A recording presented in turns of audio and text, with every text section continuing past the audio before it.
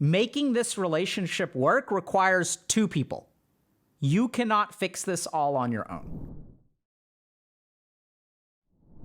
My boyfriend's lost hope in life is either gaming or sleeping and refuses to get therapy. He isn't the man that I met, and I'm at a loss. I met my boyfriend a little over a year ago. We instantly clicked. This is a long-distance relationship. We met over mutual friends and would spend hours together, watching movies and TV shows, playing cooperative and competitive games, doing silly personality tests, essentially sharing our worlds with each other. I loved getting to discover what he loved, and believe he felt the same about me. He was in university studying to be a software engineer. He was really passionate about this career. We'd spend a lot of calls sitting together as he wrapped up assignments, and then moved on to spending hours upon hours talking and laughing together. A couple months into the relationship, his depression came back. It affected the end of his semester. I spent a lot of time with him, offering support as best as I could. I obviously was not trying to fix him or whatever, but just to be there and adapt our little routine and time together to accommodate his lower energy and preference for familiar and comfortable things. We got to meet in September, but when I got back home, everything got worse. A couple episodes were taken out on me in outbursts of anger and criticism, but I understand that this isn't him, it's the depression affecting him. Because of the variant and travel disruptions, we were not able to see each other during his winter break. This caused an episode where he threatened to take his own life, calling me a coward for being too afraid to travel with all the uncertainty swirling around. Our first flight got canceled, and it seemed like everything was getting worse and worse, and I wanted to be safe. In retrospect, we would have been fine, and I regret the decision I made. We talked it over. It was forgiven. His mental health tanked and got even worse. He'd take my need for reassurance out on me, feeling like it was undermining the understanding we had in our relationship. It's a little hard to not need reassurance every so often when the person you're with is quite cold and jaded. He dropped out of university in February. He'd sit around playing games all day. We tried making plans for me to come over for his birthday, but getting 3 weeks off in the middle of midterms in a place staffed by college students is rather difficult. Things got postponed to April. Then I caught COVID. Man, can't catch a break. My workplace counted these as days off anyway, so as you can imagine, getting those 3 weeks off has been incredibly difficult and mentally taxing. He's taken it out on me every time. Gets upset, yells, shuts down emotionally. I understand that it feels frustrating and that I'm not doing enough, but it's also affecting me. He doesn't have a passport. We'd been talking about him getting it since November, but he hasn't done it. Lack of motivation and debt. He quit his job as well. 3 weeks ago, we had a big fight regarding his overall mental state affecting me. I workshopped and wrote a large Google Doc laying out the situation, since normal discussions have always turned into big blowout fights and me seeming unreasonable, so I thought a concise text would work. I thought it did. I asked him if he could try therapy again. He's been so adamantly against it, but I just want him to give it one last shot. Maybe it's silly of me, but he agreed. He was soft and sweet and something I hadn't seen in him in months. I decided to put my faith in him again. Fast forward to the other night where I have to beg him to get on a call with me to have some one-on-one time. We hadn't had that in days when he'd promised we'd work on that, since it was so important before. When I expressed that, hey, I'd like to be able to watch things or play games together like we used to, like you told me we could do again, he got upset. In the escalating discussion, I asked if therapy was getting anywhere, even just a first step. He told me he didn't have the motivation anymore, that he didn't want to, and he only agreed because he felt like I was holding him hostage. Like I'd leave him if he didn't, I assume. I understood then and there that maybe everything we spoke about, he only told me what I wanted to hear, so I wouldn't leave him. The thought destroys me. The conversation ended with him telling me it is just very crushing and belittling, that it really feels like you don't love me as is. How can I make him understand that I don't love him any less, but that it's incredibly difficult to be there, to always keep trying, but be met with a jaded and emotionless person? I want him to get better. I miss how things used to be so much. And I still get glimpses of that every now and then I really, really love him, but also it's damaging me. It's been a week. He's gotten bad news related to a possible career path and has been gaming nonstop.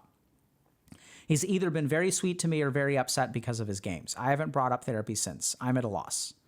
TLDR, my boyfriend's depression has turned him into another person, and if he feels it's inconsiderate to not love him at his worst, when it's destroyed me to watch him fall back down to rock bottom.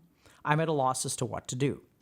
I don't want to leave him, but also it's been shown to me he'll say whatever just to make me stay, not because he actually wants to change. So,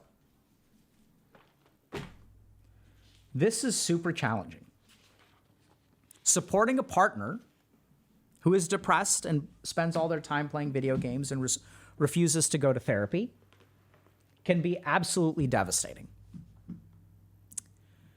Because you're kind of stuck between this like rock and a hard place, right? So on the one hand, you're their partner.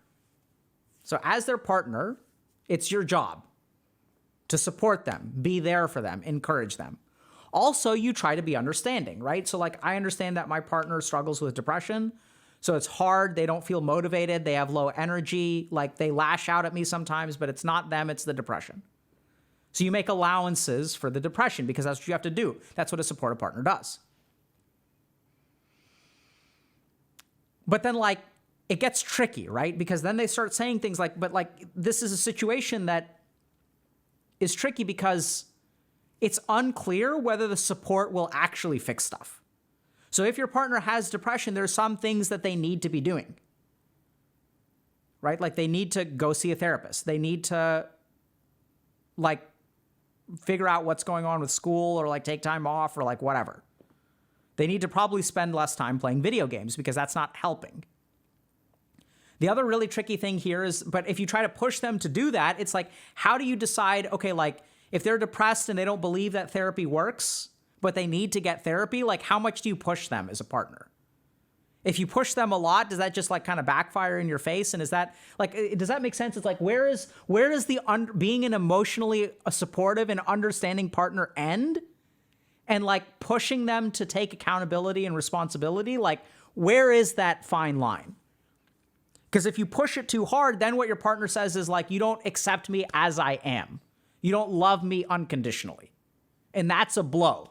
And it's like, okay, so I guess if I want to love you unconditionally, that means that I have to just let you ride this out. And like, I can't criticize you.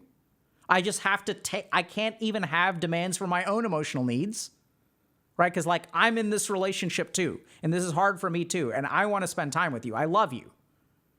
But you can't tell them that, because if you tell them that, then they feel guiltier. It causes them to spiral more into the depression. And whenever you push them, like if you really do push them, they'll tell you whatever you want to hear because they're afraid of you leaving. They're afraid of you leaving, but they're not going to actually do anything to make it worth your while to stay. Y'all get that? So it's tough. And then if you break up with them, then you're the asshole who like abandoned their partner when they were depressed, when everything in this person's life is falling apart. When all they needed was your love and your support and your help. You can't abandon them when they've dropped out of college, gotten fired from their job, or playing video games, already had a suicidal attempt. You're the one thing they've got left. And the one source of emotional support, and they're sucking you dry. So what do you do in this situation? Because if you're paying attention, I don't know if y'all have been looking at chat. You could look at the comments, I'm sure, on YouTube video if this gets uploaded. But everyone's like, dump him, leave him, dump him, leave him. Man, this guy like doesn't deserve you. The internet loves to tell us to dump people, abandon people. They're not the ones who have to like sever the connection. They're not the ones who really, really love the person. So they can say, leave him, easy. You deserve better. You deserve better. Man, like stop dating this man-child. Oh my God. Dump him. Move on, man. Right? So there's literally someone who said, dump him, who cares, lol. Obviously, this person cares. They're in love. Right? Like, they're in love. Y'all know, like, if you're thinking, oh my God, this person should just dump him. If you've been in love, you understand, like, how hard it is to do things. The other thing is, like, you want to be, it's not just you being in love. You want to be a good human being. Do good human beings abandon people when they're sick? No, we don't do that. We help people who are sick. The problem is that like helping, like when, like, I don't know how to help because I'm being emotionally supportive and things are getting worse. So this is a really challenging situation to be in.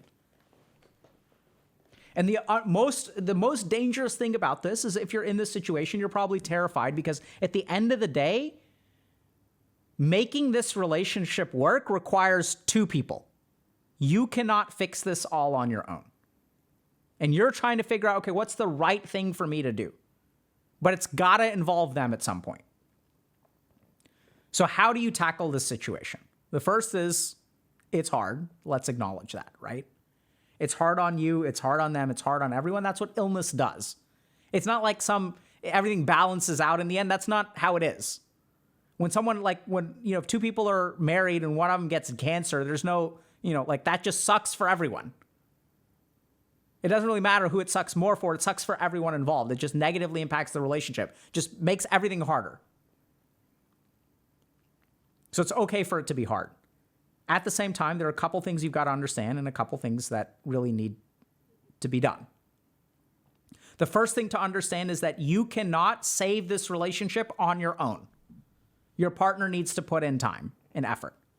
Now, this is where you're kind of stuck there, because if you tell them that you need to put in time and effort, they feel bad about themselves. Maybe they get suicidal. Maybe they start saying things that make you feel guilty, like you don't love me as I am.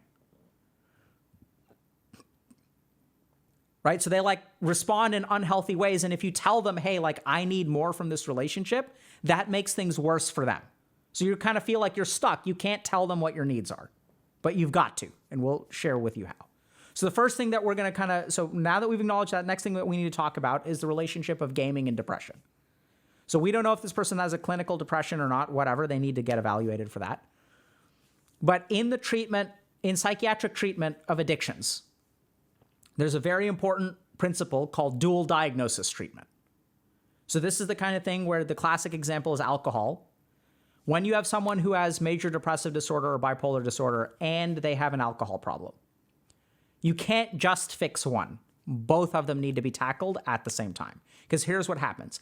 If I feel depressed and alcohol is my coping mechanism, I use the alcohol to numb my feelings of depression. As I start to drink more, it interferes with my sleep, reduces REM sleep. As I start to sleep worse, my brain's ability to heal itself and come out of the depression gets negatively impacted. In addition, alcohol is literally a CNS, central nervous system, depressant. So alcohol makes our mood worse, in addition to doing things like messing with our dietary intake and all that kind of stuff. So then we're not eating the right kind of food. Maybe we have a little bit of inflammation of the pancreas from alcohol and all this kind of stuff happens, and then our depression gets worse. If you start drinking a lot, there's also something called a substance-induced mood disorder. So that's where a lot of alcohol can actually trigger a depressive episode. So if I'm depressed and I don't focus on the sobriety, I'm going to use the alcohol to numb the depression, and it'll actually make the depression worse. The flip side is also true. If I know I'm an alcoholic, but I have an undiagnosed major depressive disorder, I can control the drinking until the depression comes. And I can manage the drinking if I'm in a stable mindset, but if the depression is untreated, then I'm going to relapse on alcohol. Right? I'm sober. I'm working so hard. I start to have suicidal thoughts. I start to have negative thoughts. I start to beat myself up, and the depression takes over and causes me to relapse. Because in order to keep the alcohol under control, in order to stay sober, I need to have a healthy and strong mind. So what have we learned in psychiatry? You've got to target both at the same time. You can't fix half the problem because they feed on each other. And this is what I personally have seen with video games as well. So I start to feel depressed, don't have any energy, don't feel like doing anything. So what's the one thing that's very easy for me to do, gives me some kind of stimulation and a hit of dopamine, is play video games. As I play video games for hours and hours and hours a day, what does it do? It ruins my mood.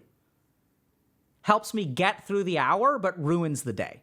That's the problem with video games. So your boyfriend plays video games to get through the hour, get through the next hour, get through the next hour, ruins his day, ruins your day, and snaps at you because he's angry. And then you're stuck once again, because how much of him snapping at me is him being inconsiderate? How much of it is his depression and how much of it is in the video games? The basic problem of dating someone who's depressed is how much can I blame them for what's going on? How much responsibility am I allowed if I love someone who's depressed? How much accountability do I put on their shoulders? And that's the real bind. Because in our attempt to be supportive and be loving, we actually excuse all of their behavior. And the moment we excuse all of their behavior, the relationship really starts becoming doomed. Because you can't fix everything. Even if they're depressed, that doesn't mean that they're incapable of stuff. So what's the right balance? So this is where what I would say is there are 2 or 3 very concrete things that you can do in order to like try to make this relationship work. The first thing that you've got to do is manage your own emotions.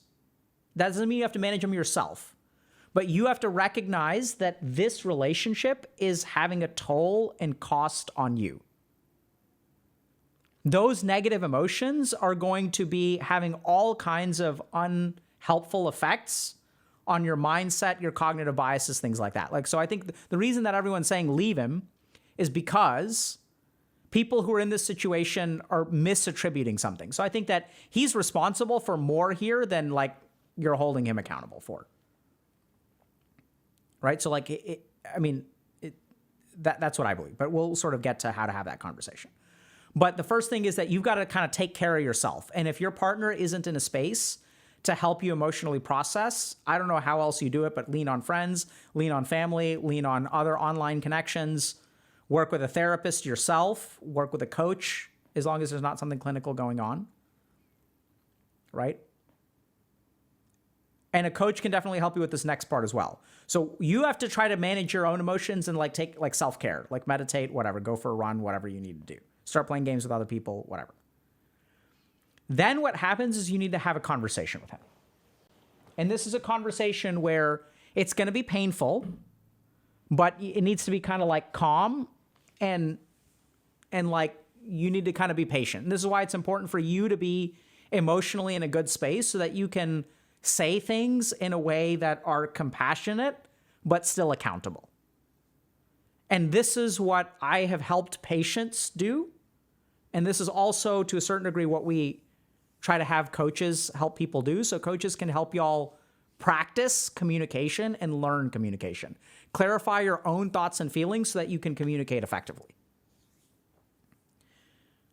So I think you have to have like a conversation with your boyfriend about like what's happening in this relationship. So what you want to do is I'm going to give you some sample dialogue, right? So you want to start by asking like, how are you feeling nowadays? Like, can you tell me a little bit about what's hard in your life and like, what are you afraid of? So just ask open-ended questions that are non-accusatory. So try to understand where their mindset is. Don't offer any of your own opinions is the first step. Just try to get a sense of where they are.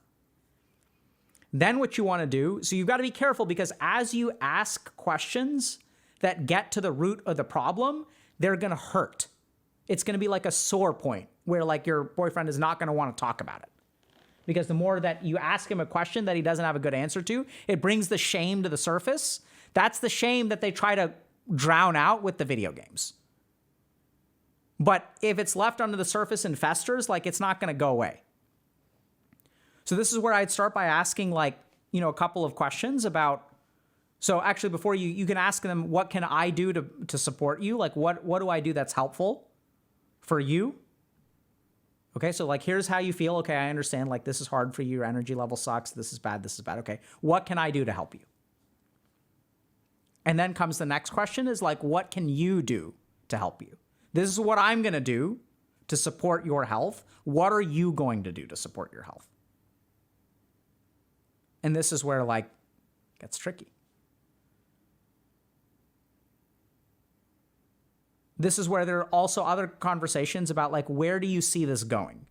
Like, help me understand what to expect from this relationship. And this is where, like if he's like afraid that you're going to leave him and you can say like, yeah, I mean, honestly, like I'm trying to figure out how to stay in this relationship. But I need to know what to expect. And I can understand if you don't know what to expect, do you have any idea like what's going to happen going forward? Like what does this mean? Does this mean that we're going to stay together for 40 years and this is what our relationship is going to be like? Or is this going to get better at some point? What can we do to help it get better?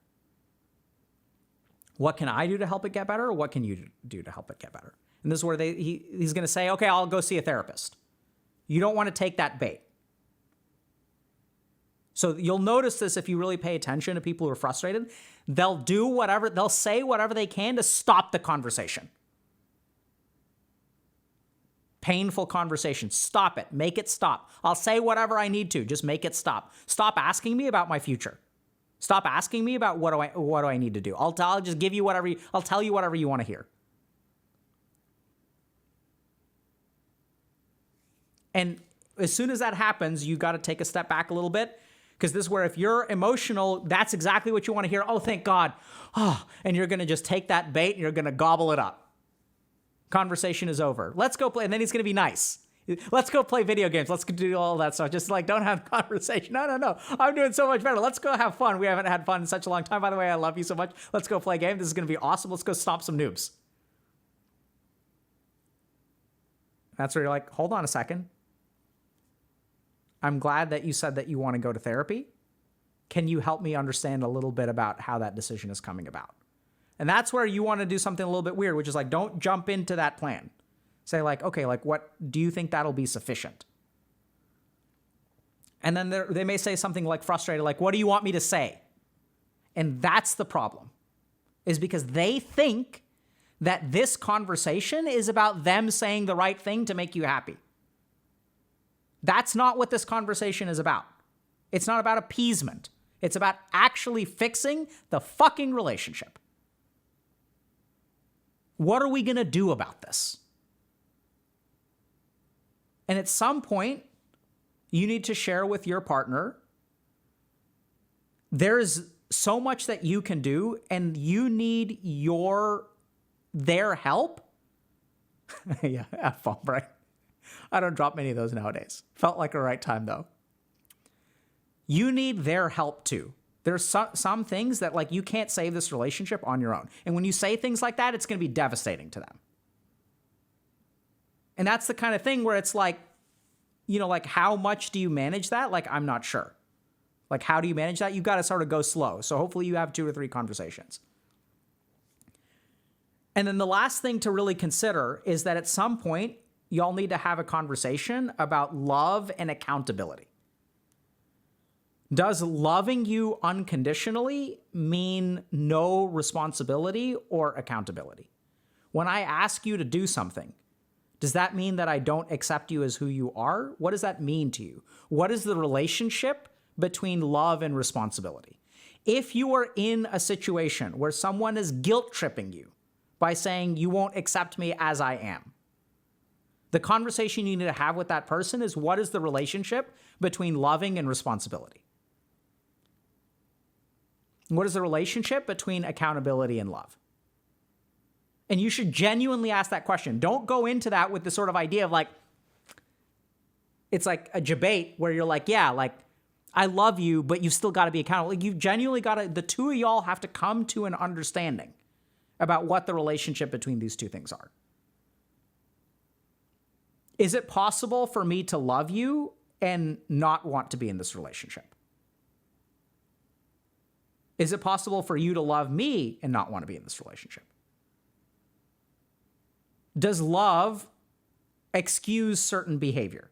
Like if he snaps at you because he's playing video games and depressed, is that okay because he loves you? Is that okay because you love him?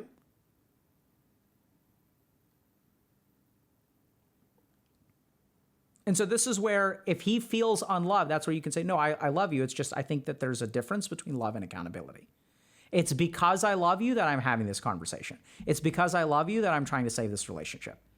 It's because I love you that I'm telling you I don't know if I can fix this on my own. I'm doing everything that I know how to do, and you seem to be moving in the wrong direction, or we seem to be moving in the wrong direction. And if there's something more I can do, please let me know. but I need your help saving this relationship.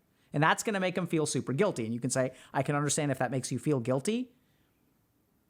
I'm not trying to make you feel worse. It's like literally like I'm asking for your help. And that's the kind of thing where he's like, okay, fine, I'll go see a therapist. And it's like, okay, like what do you think that's going to do?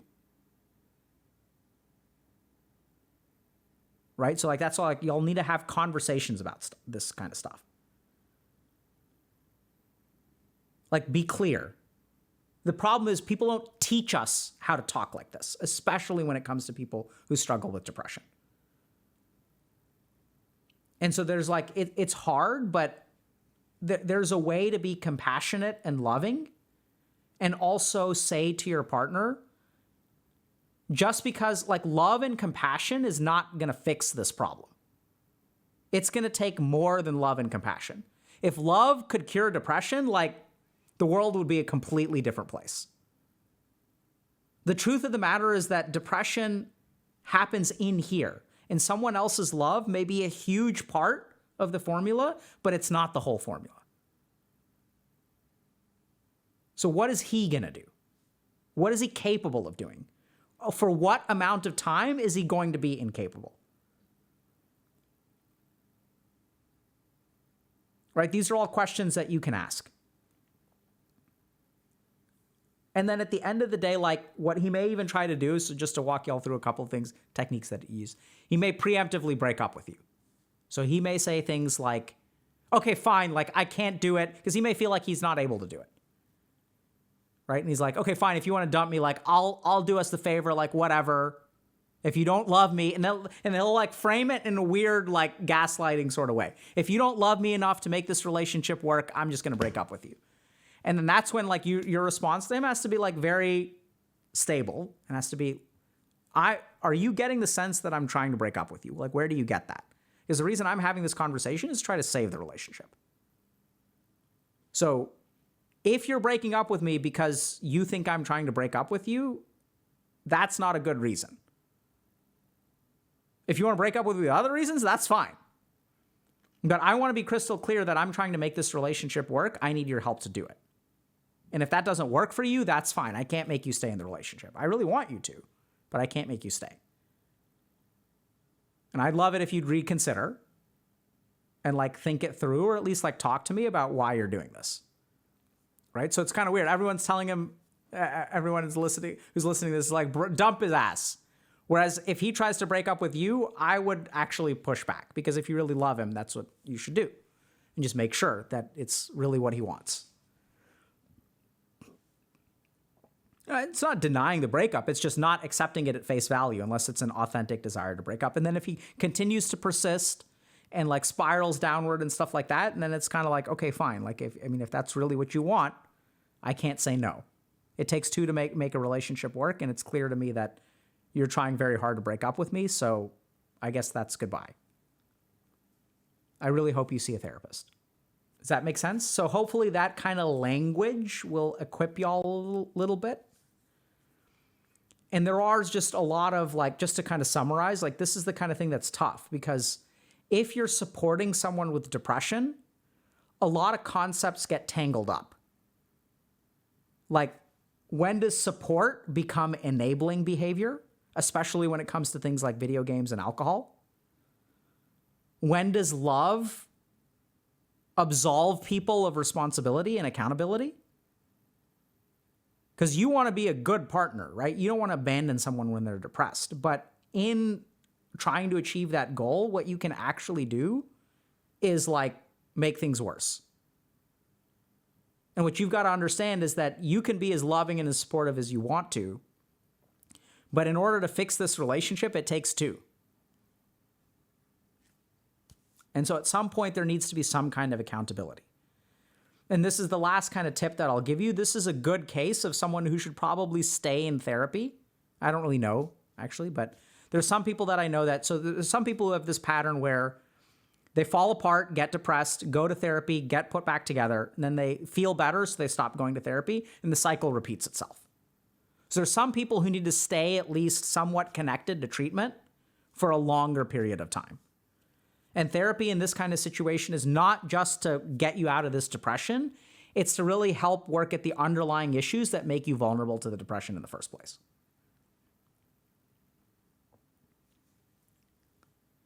There's only so much that you can do, and it takes two to save a relationship. And it's really hard when depression makes it hard for the other person to contribute.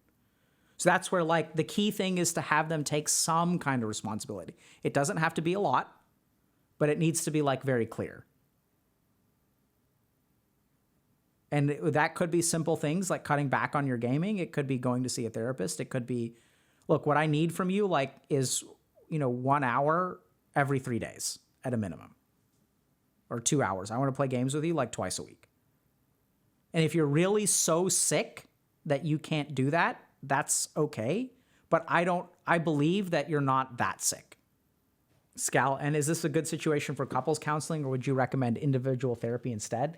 I can't really make a recommendation that specific because that requires a clinical evaluation, especially on the boyfriend. Right? Because if this really is a bipolar disorder or major depressive disorder or things like that, that's where, like, individual treatment is definitely warranted. Couples counseling on top, I doubt will hurt in any way, shape, or form. But the real question is, my concern in a situation like this is that until we have a real clinical evaluation, we don't know that this is necessarily a relationship problem. This could be an actual diagnostic illness within one partner, which needs to be treated.